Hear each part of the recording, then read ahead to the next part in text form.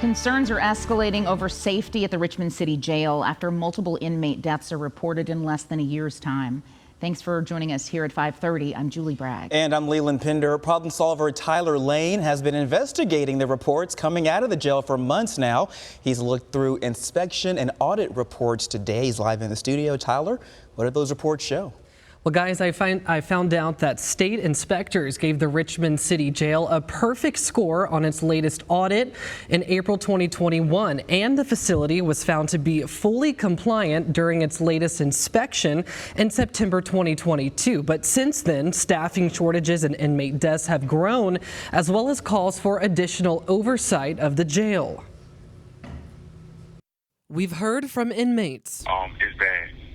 Like, it's real bad. We've heard from grieving families. I believed he was safer in the jail. They supposed to be safe, what the captain said, but ain't no way they safe down there. We've heard from city officials. How are these inmates, dying in this jail? We definitely need more information about what is going on with the safety of our inmates. And we've heard from advocates. And we are certainly concerned about people dying while they're incarcerated. Concerns about safety conditions inside the Richmond City Jail continue escalating. The Justice Center has reported 4 inmate deaths in less than a year and 3 in just the past 3 months. Combined with staffing shortages, difficulty maintaining oversight, and reported assaults on deputies, some Richmond council members have asked for an investigation into the jail by the state entity that oversees facilities. That's the Board of Local and Regional Jails. We asked the board how it would respond to that call,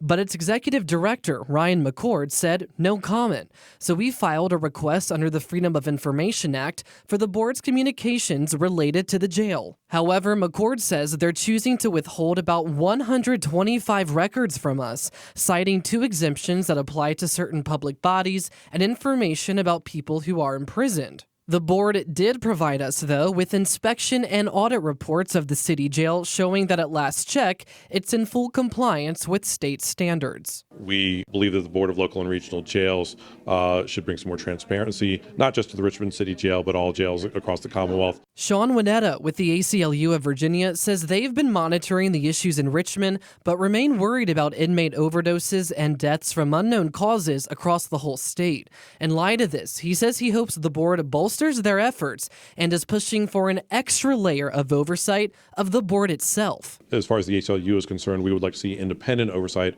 not just of the Department of Corrections, but of the local and regional jails in Virginia as well.